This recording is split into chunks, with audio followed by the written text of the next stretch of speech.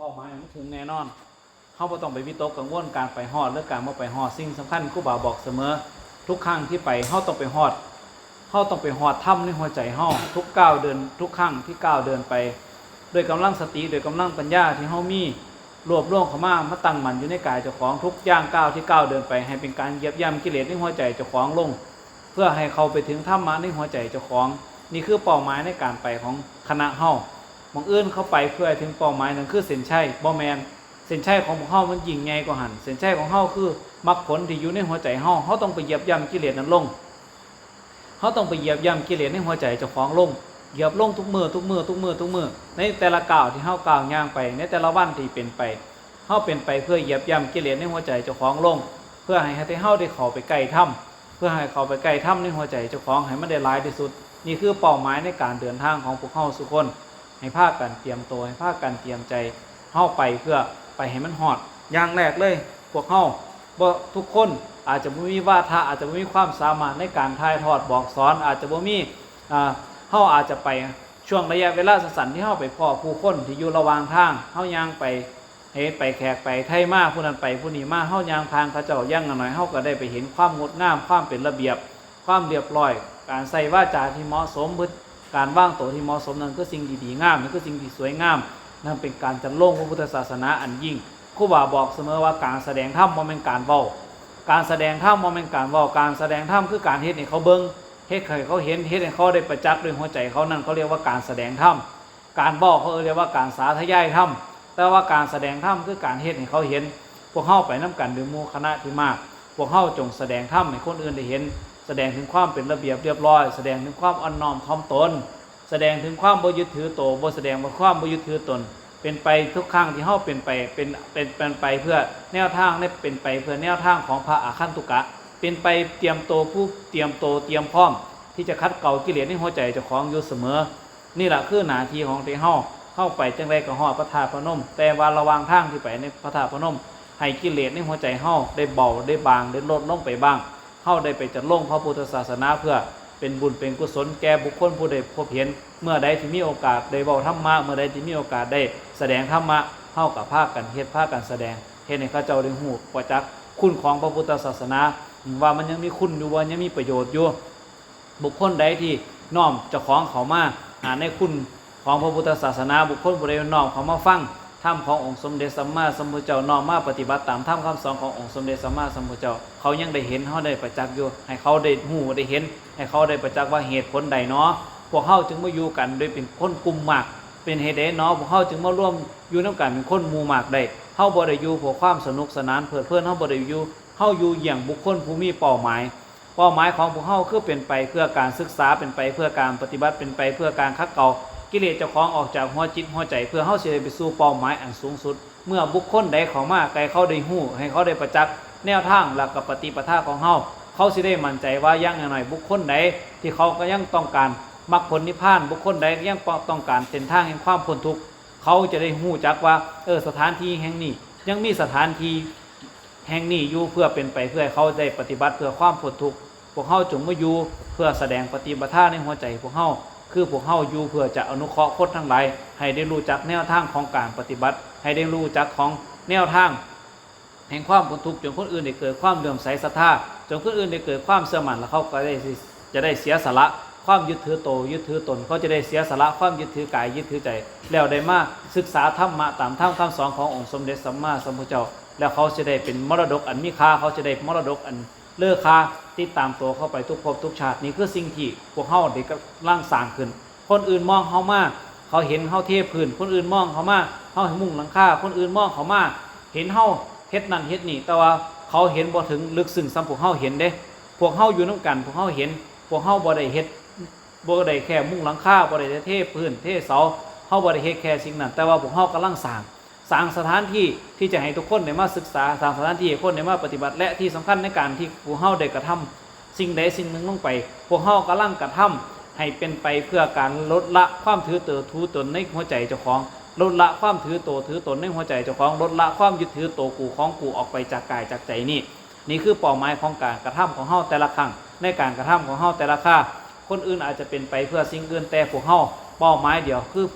พื่อ ชูธงไว้ให้มันโดดชื่อธงให้มันเด่นเพื่อเป้าหมายสู่ความพ้นทุกข์แต่ฝ่ายเดียวนี่คือสิ่งที่พวกเฮาเฮ็ดคนอื่นอาจจะมองเข้ามาเห็นเป็นหยังก็ยามโลกเขาสิตัดสินเฮาจังไดก็ยามแต่ว่าเป้าหมายของพวกเฮาให้มันต้องเด่นชัดที่สำคัญครูบาบอกเสมอว่าพวกเฮาอยู่นํกันคนอื่นเขาจะมองพวกเฮาจังไดก็ตามพวกเฮาจงสมัครสมานสามัคคีกลมเกลี่ยวเป็นอันหนึงอันเดียวกันเพื่อหยังว่าติเพื่อพวกเฮาจะได้พวกเฮาจะได้เหนียวแน่นจะสู้และฝ่าฟันต่ออุปสรรคทั้งหลายจับมือกันไปเพื่อส่งกันและกันไปซึ่งมรรคผลนิพพานนี่คือสิ่งที่พวกเฮาทุกคนต้องซอยกันบอกซอยกันกล่าวเป็นบุคคลผู้สมควรอยู่เสมอบุคคลผู้สมควรคือหยังบุคคลผู้ให้กล่าวเตือนทุกคนให้มีความเชื่อมั่นในการปฏิบัติไปสู่ความพ้นทุกข์ภิกษุผู้สมควรอยู่เสมอพวกเฮาพากันสุมไปเพื่อให้ทุกคนเชื่อมั่นออกมานั่งสมาธิตื่นขึ้นมาเดินจงกรมตื่นขึ้นมาศึกษาปฏิบัติเพื่อความพ้นทุกข์นี่คือเป้าหมายของการอยู่ร่วมกันเป็นคนหมู่มากพวกเฮาบ่ได้อยู่เพื่อความสนุกสนานเฮฮาพวกเฮาบ่ได้อยู่เพื่อความยินบ่ได้สนุกสนานในการเพิ่นการคบการชั้นแต่ว่าพวกเฮาอยู่เพื่อเพลิดเพลินสนุกสนานในการลดละกิเลสออกจากหัวใจเจ้าของจนให้เขาใกล้มรรคเขาใกล้ผลนี่แหละคือเป้าหมายของพวกเฮากำลังเฮ็ดให้โลกนี้ได้รู้ว่าการปฏิบัติธรรมเพื่อความพ้นทุกข์มันยังมีอยู่หม่องอื่นมีหม่องดีหม่องอื่นมีหม่องเลิศมันบ่เป็นปัญหาของเขาบุคคลใดมีหม่องใดพวกเฮาต้องเฮ็ดของเจ้าของนี่ให้มันดีเฮาเฮ็ดพวกเฮาให้มันดีพวกเฮาเฮ็ดของเจ้าของให้มันงามอย่าเอาเจ้าของไปเทียบกับสิ่งอื่นอย่าเอาเจ้าของไปเปรียบกับสิ่งอื่นพระพุทธเจ้าบ่ได้สอนให้เปรียบเทียบพระพุทธเจ้าสอนให้เบิ่งใจเจ้าของอย่าพากันทรงใจออกไปว่าหม่องนั้นเป็นจังซี่หม่องนี้เป็นจังซั่นเห็นบ่เมื่อครั้งถึงพุทธกาลพระคุยกันเรื่องดินบ้านนั่นดีดินบ้านนั่นดำดินบ้านนี่แดงดินบ้านนั่นปลูกอันนั้นงามดินบ้านนี่ปลูกอันนี้งามพระพุทธเจ้าว่ามันบ่แม่นสิ่งสำคัญดอกสิ่งอื่นทั้งนอกนั่นสิ่งสำคัญคือภายในกายในใจเฮาที่ยังมีกิเลสตัณหาอยู่ต่างหากนี่คือสิ่งสำคัญเข้าป่าอาหารธัญพืชเมื่อสั่งสมได้แล้วหามาได้แล้วกินไปมื้อใดเกือบมื้อนึงก็จ้อมเบิดแต่ว่ามื้อใดที่มีสติมาตั้งมั่นสนใจสิ่งที่อยู่ภายในกายในใจนี่เป็นมรดกที่มีค่าเป็นสติปัญญาเป็นบุญเป็นกุศลเป็นบารมีที่จะติดตามตัวเฮาไปทุกภพทุกชาติมันสิเป็นสิ่งที่ยกหัวจิตหัวใจเฮาออกจากการเวียนว่ายตายเกิดในวัฏสงสารหน่อยใหญ่ได้บุคคลใดเอาสติมาตั้งมั่นอยู่ในกายในใจเขายอมเห็นความจริงของโลกใบนี้ว่าบ่เที่ยงแท้แน่นอนเขายอมยกหัวจิตหัวใจออกจากกิเลสตัณหาเขายอมยกหัวจิตหัวใจออกไปจากโลกเพราะเขาเห็นว่าโลกใบนี้เต็มไปด้วยความบ่เที่ยงแท้แน่นอนเขาเห็นว่าโลกใบนี้เต็มไปด้วยความบ่จีรังยั่งยืนเขาเห็นว่าโลกใบนี้เต็มไปด้วยความจอมปลอมเต็มไปด้วยความหลอกลวงเต็มไปด้วยความบ่สวยบ่งามเมื่อเขาตั้งมั่นอยู่ในกายเห็นสิ่งเหล่านี้แปรเปลี่ยนอยู่ตลอดเวลาเดี๋ยวก็ดีเดี๋ยวก็ชั่วเดี๋ยวก็ถูกเดี๋ยวก็ผิดเดี๋ยวก็โลภเดี๋ยวก็โกรธเดี๋ยวก็หลงเดี๋ยวก็สุขเดี๋ยวก็ทุกข์เดี๋ยวก็สวยเดี๋ยวก็งามเดี๋ยวก็เสื่อมสลายไปตกอยู่ภายใต้กฎของอนิจจังทุกขังอนัตตาทุกสิ่งทุกอย่างบ่มีหยังเที่ยงแท้แน่นอนเขาเห็นสภาวะธรรมทั้งหลายเกิดขึ้นแล้วแปรเปลี่ยนจิตนั่นก็ย่อมเบื่อหน่ายเมื่อเบื่อหน่ายเขาก็คล้ายกับนักแล้วจิตเขาก็ย่อมรู้พ้นแล้วเขาก็ย่อมรู้ว่าเขารู้พ้นด้วยตัวด้วยตนของเขาเองนี่คือสิ่งที่เฮาทุกคนควรเอาจิตเอาใจมาตั้งมั่นเพื่อเรียนรู้ความจริงของโลกจะเป็นมรดกติดตามตัวเฮาไปทุกภพทุกชาติแก้แหวงเงินทองทรัพย์สมบัติหามามือใดมือนึงก็ย่อมเสื่อมสลายไปนั่นบ่แม่นมรดกอันมีค่านั่นบ่แม่นมรดกที่แท้จริงจากมือนึงเฮาก็ต้องพัดต้องภาคจากมันมีหลายปานใดก็ตามแต่อย่าลืมเอาเวลาที่มีมาสั่งสมสติมาสั่งสมปัญญามาสั่งสมคุณงามความดีให้ประจักษ์แก้หัวจิตหัวใจพวกเฮาทุกคนเฮาโกนก้าวเข้าบวชเข้ามาพระพุทธเจ้าบอกว่าเฮาเสียสละแก้วแหวนเงินทองทรัพย์สมบัติโกนก้าวเข้าบวชมาในพระพุทธศาสนานั่นเป็นเรื่องที่ดีเป็นเรื่องที่งามนั่นเป็นเรื่องที่เลิศนั่นเป็นเรื่องประเสริฐนั่นเป็นเรื่องที่เกิดขึ้นได้ง่ายเมื่อเฮาเสียสละมาแล้วหน่อยคนหน่อยนักหน่อยหนาจะได้เสียสละเจ้าของเอาความสุขทั้งโลกทิ่มออกไปแล้วเอามาหันหน้าเข้ามาหาความสุขทางธรรมเฮาเสียสละสิ่งเหล่านั้นได้แล้วพระพุทธเจ้าว่านั่นเป็นดีนั่นเป็นเลิศนั่นเป็นของดีของเลิศแต่ว่าสิดีสิเลิศประเสริฐยิ่งกว่านั้นเฮาก็มาปฏิบัติเพื่อเสียสละความยึดถือกายเสียสละความยึดถือใจเสียสละความยึดถือว่าตัวกูของกูออกจากกายจากใจนี่ให้มันได้นี่คือก็สิเป็นการเสียสละอันยิ่งนี่ก็จะเสียสละอันใหญ่บุคคลใดเฮ็ดได้จังซั่นเขายอมเข้าใกล้ความเป็นบรมสุขเมื่อใดที่เฮายอมเมื่อใดที่เฮาฝึกฝนอบรมบ่มเจ้าของให้ห่างไกลจากกิเลสให้ห่างไกลจากตัณหาให้ห่างไกลจากความโลภความโกรธความหลงให้ห่างไกลจากความยึดถือกายยึดถือใจมื้อนั้นล่ะเฮาจะได้เข้าใกล้ความเป็นบรมสุขคือความสุขที่แท้จริงคือความสุขที่เจริญยาวนานเป็นความสุขที่บ่เสื่อมถอยเป็นความสุขที่จะส่งผลเข้าไปสู่มรรคผลนิพพานได้ฉะนั้นแล้วเฮาจงเสียสละให้มากยิ่งขึ้นไปทำให้มากเจริญให้มากรู้แล้วว่ากายไม่เที่ยงรู้แล้วว่าใจไม่เที่ยงรู้แล้วว่าทุกสิ่งทุกอย่างบนโลกนี้ไม่เที่ยงแต่สิ่งเดียวที่ยังดึงสิ่งเดียวที่ยังรัดสิ่งเดียวที่ยังมัดเราผูกไว้กับโลกใบนี้ได้อยู่ก็คือความ หลงก็คือความพอใจบ่พอใจกับความบ่เที่ยงแท้แน่นอนทั้งหลายนั่นล่ะเฮายังเปิดยังเพลินยังสนุกสนานยังปล่อยกายปล่อยใจกับความบ่กับความพอใจอยู่โลกใบนี้ก็เลยมีกลเลยใบนี้ก็เลยมีเล่โลกใบนี้ก็เลยมีแนวมาผูกมารัดผูกเฮาไว้ย้อนว่าความพอใจก็บ่พอความบ่พอใจในสิ่งที่สวยๆงามๆในสิ่งที่จอมปลอม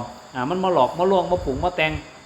ฮู้ว่าทั้งโลกใบนี้พระพุทธเจ้าบอกว่าบ่มีหยังสวยแท้แน่นอนแต่ว่าสังคมของเฮามันพากันปรุงมันพากันแต่งมันพากันหลอกมันพากันลวงมันพากันหาแนวมาตัวพาแนวมาหาแนวมาต้มพากันตัวซื้อตัวขายว่าอันดีอันนี้ดีอันนี้งามสุดท้ายปลายทาง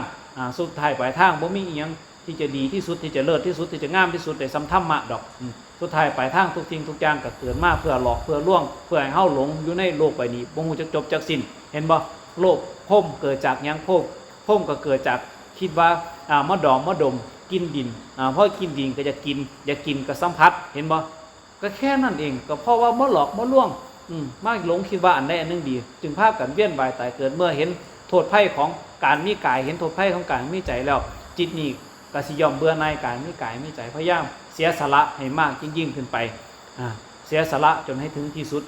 เมื่อเฮาเสียสละทรัพย์สมบัติภายนอกแล้วจงเสียสละให้มันถึงที่สุดคือทรัพย์ภายในคือกายคือใจ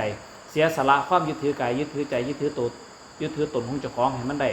เพื่อเป้าหมายสูงสุดของการเป็นนักบวชเมื่อเฮาโกรธก้าวเข้าบวชมาแล้วเฮาจะเสียโอกาสถ้าเฮาบ่เฮ็ดจังซี่เฮาก็จะกลายบ่เป็นนักบวชเฮาจะกลายเป็นบุคคลผู้แก่โลนห่มเหลืองคือเพิ่นว่าบ่เป็นไปเพื่อการลดละกิเลสในหัวใจเจ้าของรู้ทั้งรู้วันใดบ่ดีเป็นหยังคือยังเฮ็ดเป็นหยังคือยังพลาดยังพังอยู่ผู้เจ้าบอกว่าเพราะว่าสติมันหน่อยหัวสติหน่อยเฮาก็เจริญขึ้นไป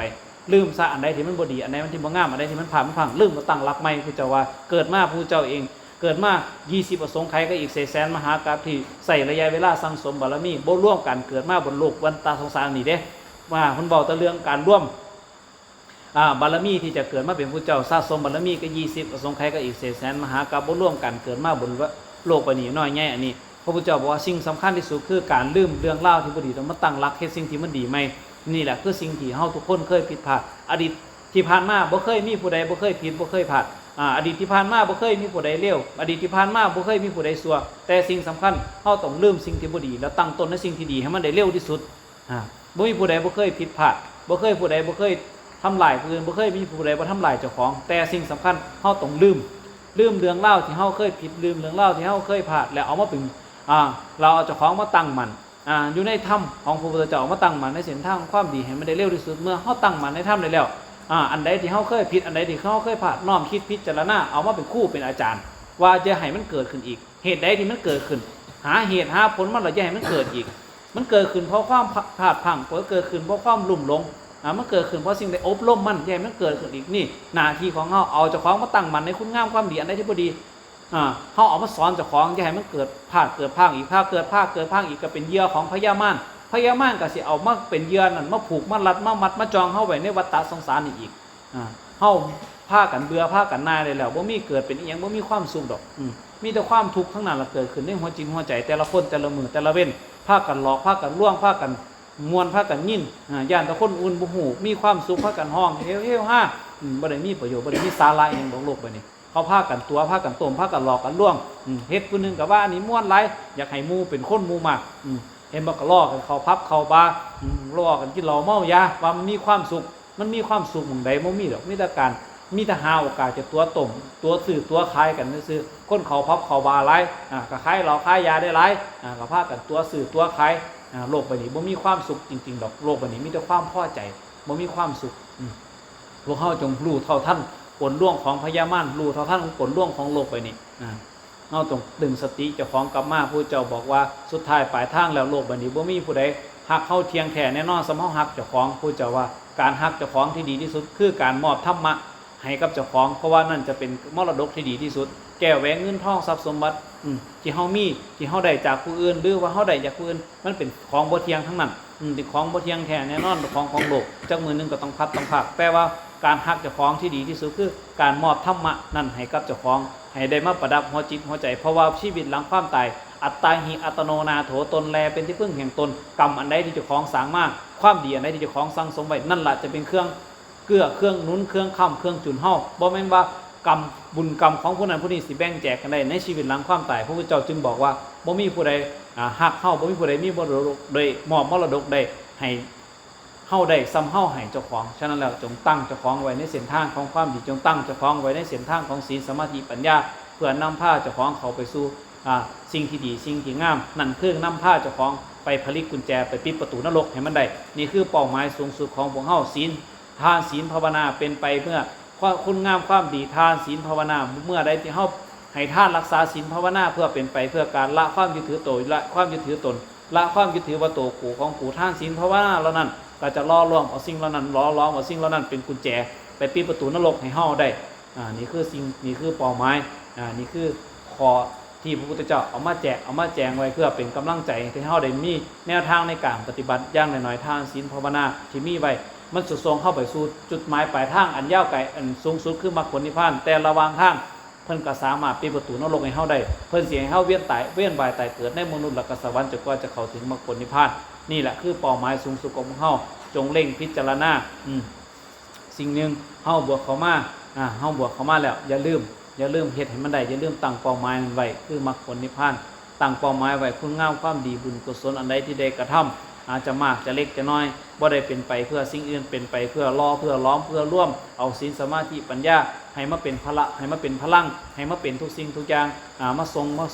รงผลมาเกื้อมาหนุนมาค้ำจุนชีวิตของไทเฮาให้ปูทางพวกเฮาเป็นไปเพื่อการก้าวเดินไปสู่มรรคผลนิพพานให้ได้อย่าให้มีแนวมาติดมาขัดให้อย่าให้มีแนวมากำมาจองให้เป็นไปด้วยความหลับให้เป็นไปด้วยความลื่นให้เป็นไปด้วยความปลอดภัย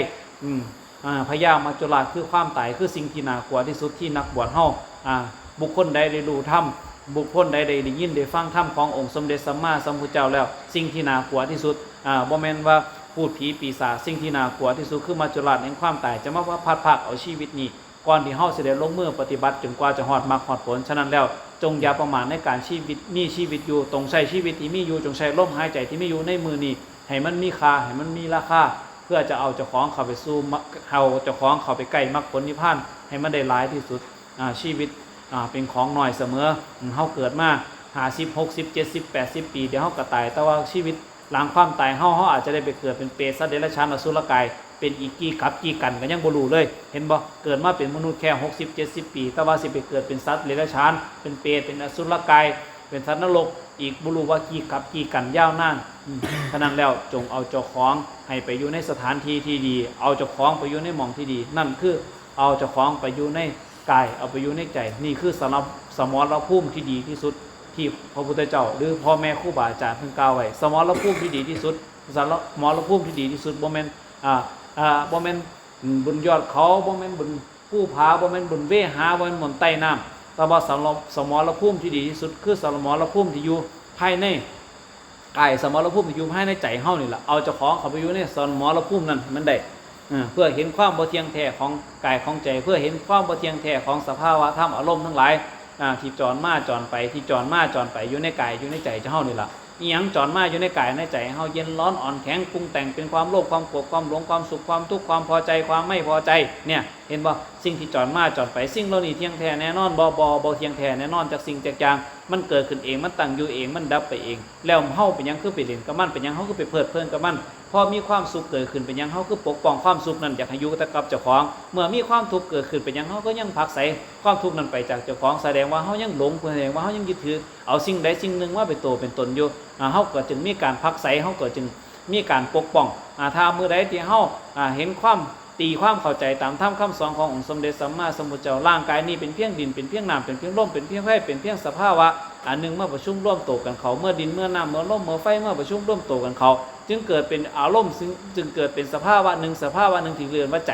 ใจนี้มีสภาวะไว้รองรับความโลภความโกรธความหลงใจนี้มีไว้สภาวะเพื่อรองรับความโกรธความโลภความโกรธความหลงความสุขความทุกข์ความพอใจความไม่พอใจเป็นเพียงสภาวะกับบ่มีโตมีตนบ่มีอยู่จริงพร้อมเป็นเพียงสภาวะหนึ่งที่แค่รู้สึกได้ซื่อๆเฮามาตั้งมั่นเรียนรู้เห็นอารมณ์ความโลภความโกรธความหลงความสุขความทุกข์ความพอใจบ่พอใจอาศัยกันเกิดอาศัยกายนี่เกิดอาศัยใจนี่เกิดดับเฮาก็จะเห็นความจริงของโลกไปนี้ไปสภาวะธรรมทั้งหลายร่างกายนี่จักมื้อนึงก็เสื่อมสลายเห็นบ่เฮาไปเผาศพมาจากศพแล้วกลายเป็นขี้เถ้ากลายเป็นดินเป็นน้ำเป็นลมเป็นไฟคือจังพระพุทธเจ้าว่าไว้บ่มีหยังก็ตามที่จีร่างยั่งยืนร่างกายเฮาทนุถนอมมันสุดท้ายปลายทางเฮาก็เห็นแล้วว่า มันก็เป็นเพียงธาตุดินธาตุน้ำธาตุลมธาตุไฟมาประชุมร่วมตัวกันแค่ชั่วครั้งชั่วคราวแล้วมาตั้งมันมึงดูบ่นี่เฮาคลายความยึดถือกายยึดถือใจเฮาทรงเห็นแล้วว่าธาตุแท้ของกายนี่เป็นปิ่นเป็นน้ำเป็นลมเป็นไฟพระเจ้าแยกแยะร่างกายนี้ออกไปแล้วเป็นอาการ32ที่เฮาได้ท่องเกสาโลมาทันตานาคาเฮาได้ท่องเฮาได้ไปทบไปทวนอาการ32ปอดตับม้ามไตหัวใจไส้ลำไส้น้อยลำไส้ใหญ่หูตาจมูกน้ำเลือดน้ำหนองเห็นบ่สุดท้ายปลายทางสิ่งต่างๆที่พระพุทธเจ้าว่าไว้อาการ32แยกออกแล้วก็เป็นเพียงธาตุดินธาตุน้ำธาตุลมธาตุไฟมันบ่ได้มีอีหยังเลยเฮาก็ไปเผาศพมาหลายศพแล้วสุดท้ายปลายทางร่างกายนี่ก็เสื่อมไปคือจังพระพุทธเจ้าว่าอีหลีหูตาจมูกเผากันแล้วร่วมกันก็เป็นขี้เถ้าเบิดบ่ได้มีอันใดว่าเป็นแขนบ่มีใดอันใดว่าเป็นขาบ่มีอันใดนั่นแยกออกแล้วก็เป็นแค่ขี้เถ้าคือกันเบิดสุดท้ายปลายทางก็กลับคืนสู่ธาตุดินธาตุน้ำธาตุลมธาตุไฟแล้วใจเด้เป็นสภาวะจังใดใจนี่เป็นสภาวะอันว่างเปล่ามีอาศัยมารองรับเอาความโลภความโกรธความหลงความโลภความโกรธความหลงก็เป็นสิ่งที่มีมาก่อนพ่อเฒ่าแม่เฒ่าปู่เฒ่าย่าเฮาเกิดมาเพิ่นก็โลภเพิ่นก็โกรธเพิ่นก็หลงเพิ่นก็สุขก็ทุกข์มันเป็นสภาวะธรรมของโลกที่มีมาก่อนที่เฮาจะเกิดแล้วเฮามายึดถือเอาว่าความโลภความโกรธนั้นมันเป็นตัวเป็นตนเมื่อใดที่เฮาทลายความยึดถือกายทลายความยึดถือใจทลายความยึดถือโตยึดถือตนเจ้าของลงไปได้ความโลภความโกรธความหลงทั้งหลายทั้งมวลก็บ่แม่นของเฮามันก็สิเกิดขึ้นตั้งอยู่ระดับไปสุดท้ายปลายทางมันก็สิบ่มีซื่อมันก็สิกลายเป็นเพียงสภาวะธรรมสภาวะหนึ่งมาใส่กันเกิดแล้วก็ดับเกิดแล้วก็ดับพระพุทธเจ้าเอิ้นสภาวะเกิดดับนั่นเอิ้นพระพุทธเจ้าเอิ้นว่าความทุกข์เป็นหยังเกิดว่าความทุกข์เพราะว่ามันบ่เที่ยงแท้แน่นอนมันแปรเปลี่ยนอยู่ตลอดเวลาสิ่งใดสิ่งหนึ่งมาใส่กันเกิดแล้วก็แปรเปลี่ยนตลอดเวลาพระเจ้าเอิ้นว่าความทุกข์จึงได้มีคำนิยามนึงขึ้นมาว่ามีแต่ทุกตอนนั้นที่เกิดขึ้นมีแต่ทุกตอนอยู่มีแต่ทุกตอนที่ดับไปบ่มีเฮาอยู่ในหันเด้มีแค่สภาวะธรรมที่ว่ามีสภาวะธรรมที่มาอาศัยกันเกิดแล้วก็ดับไม่ใช่มีเราอยู่ในนั้นมีแค่ทุกตอนนั้นที่เกิดขึ้นมีแค่ทุกนั้นตั้งอยู่มีแต่ทุกนั้นดับไปเมื่อไหร่ที่เราเห็นจริงดังนี้พุทธเจ้าว่าจิตนี้ย่อมเบื่อหน่ายเมื่อเบื่อหน่ายก็คลายกำหนัดก็จิตนี้ย่อมหลุดพ้นแล้วย่อมรู้ว่าหลุดพ้นฉะนั้นแล้วเฮาจงมองเห็นทุกสิ่งทุกอย่างบนโลกใบนี้เป็นเพียงความทุกข์ที่มีแต่ทุกเท่านั้นที่เกิดขึ้นมีทุกนั้นอยู่มีทุกนั้นดับไปบ่มีเฮาอยู่ในหันสักสิ่งสักอย่างบ่มีเฮาอยู่ในหันแม้แต่หน่อยหนึ่งเลยเฮาอยู่หม่องใดสุดท้ายปลายทางไม่มีเราเลยในแขนในขาในหูในตาก็ออกไปแล้วก็เป็นเพียงธาตุดินธาตุน้ำธาตุลมธาตุไฟเราเกิดขึ้นเพราะความลุ่มหลงมีเฮาก็เพราะว่าเฮาหลงไปหลงยึดถือเอาว่ากายนี้เป็นของเราไปยึดหลงเอาว่าดินนี้ไฟนี้ลมนี้เป็นของเราแต่ดินน้ำไฟลมมันบ่ได้ว่ามันเป็นเฮาเลยมันบ่ได้ว่ามันเป็นคนเลยมันไปอยู่ในหมามันก็บ่ได้ว่ามันเป็นหมาอยู่ในงัวในควายมันก็บ่ได้ว่ามันเป็นงัวเป็นควายดินก็เป็นดินอยู่วันยังค่ำน้ำก็เป็นน้ำอยู่วันยังค่ำแต่เมื่อประชุมรวมตัวกันเป็นกายเราก็ไปหลงยึดเอาว่ากายดินน้ำไฟลมนี่เป็นของเฮานี่แหละคือความน่ากลัวนี่คือความซับซ้อนของวัฏสงสารนี่คือความน่ากลัวของโลกไปหลงยึดเอาของโลกว่าเป็นของเจ้าของมันจึงเกิดเป็นความทุกข์ไม่รู้จักจบจากสิ้นฉะนั้นแล้วเฮาจงรู้เท่าทันความน่ากลัวของโลกรู้เท่าทันความน่ากลัวของวัฏสงสารอันนี้แล้วพระพุทธเจ้าไปหู้ไปเห็นพระพุทธเจ้าจึงนำมาบอกนำมากล่าวเพื่อให้เฮาได้คลายความยึดมั่นในกายในใจนี้เพื่อเข้าไปสู่ความสุขที่แท้จริงนั่นคือมรรคผลนิพพานที่พระพุทธเจ้าได้กล่าวไว้บั้นไปนั่นล่ะฝากไว้